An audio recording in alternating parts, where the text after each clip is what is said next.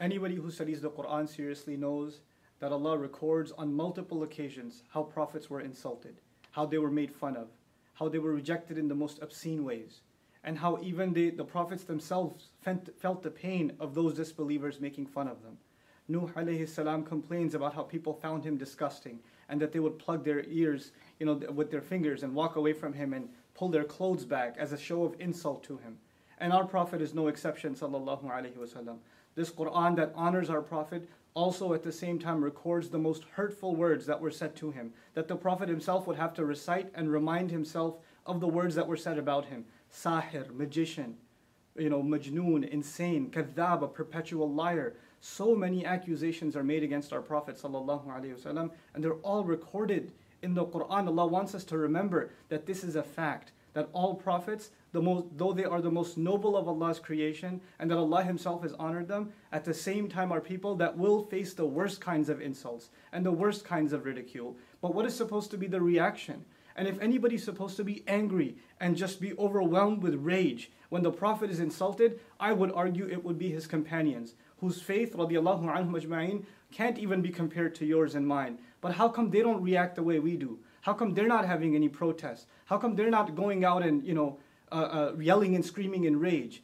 Because they understand that the Quran didn't just come to give them a love for their Prophet, but also to guide that love and to also teach them how to respond to these kinds of insults. How is it that we don't know that the Prophet himself is told, sallallahu alaihi wasallam, "Wasbir ala ma yaqulun."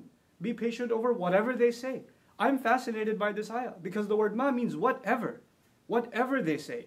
Not whatever they've said, whatever they might even come up with. And the mudari' form in the Arabic suggests what they may have said in the past, but the present and even the future till this day. The Prophet's policy is to be patient himself, sallallahu alaihi wasallam.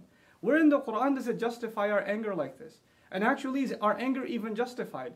If anything, I argue, the one thing we should feel towards those who hate us and make hateful speech towards Muslims is sorrow. We should feel sorry for these people. They can't hurt the Prophet. They can't take away his honor. It was given from the sky. It was given from Allah. Nothing on earth can take it away. No article, no cartoon, no film, no speaker, no hate speech, no form of art. It's not going to take away the dignity of our Prophet sallallahu alaihi wasallam. And these films and these kinds of attempts are futile, wasteful attempts to try to undermine the message of Islam and to misrepresent Islam. But think about it. Us reacting in this emotional manner and engaging in senseless violence, is this not also misrepresenting Islam? Aren't we doing exactly what people want, the enemies of Islam want, for Islam to be misrepresented?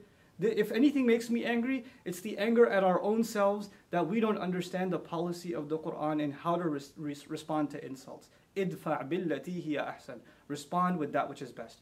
Finally, I want to share with you guys, some people think that this was an early policy in Islam, that in the Meccan time of the Prophet, that he was supposed to be passive. But when the Prophet migrated and battles began like Badr and Uhud and Ahzab and Tabuk, etc., now the policy was not to be patient, and therefore we should take that. Let's look at Ali Imran, the battle of Uhud. What does Allah say to us? وَلَا تَسْمَعُنَّ مِنَ الَّذِينَ أُوتُوا الْكِتَابَ مِنْ قَبْلِكُمْ وَمِنَ الَّذِينَ أَشْرَكُوا أَذًى كَثِيرًا. You will absolutely hear hurtful words from those who were given the book way before you and people who commit idolatry and blasphemy with God. You will hear hurtful speech absolutely coming from them. These kinds of things are a manifestation, a proof that Allah prepared us mentally for that. But what was supposed to be our reaction? God Himself tells us, Allah Himself tells us, وَلَئِن تَصْبِرُوا وَتَتَّقُوا فَإِنَّ ذَلِكَ مِنْ عَزْمِ الْأُمُورِ. If you can be patient and you can maintain your consciousness of Allah, then that is the most noble of deeds, the highest of accomplishments that you can accomplish.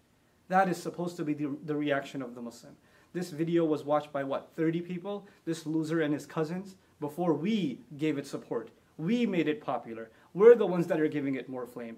And I want to end with this. In school, bullies tease the kid that they know takes the teases and gets, he shows a reaction. The more we react in this way, the more we're encouraging others to, pursue more hateful speech. We have to learn to respond in mature, civil, and higher discourse the way the Quran and the Sunnah of our Messenger, the legacy of our Prophet, expects from us. I pray that this is a message that reaches all of my young brothers and sisters that are feeling the sadness, the rage because of this incident, but I hope to turn that rage, and I hope you can turn that rage into something positive. Barakallahu li wa lakum. Assalamu alaikum wa rahmatullahi wa barakatuh.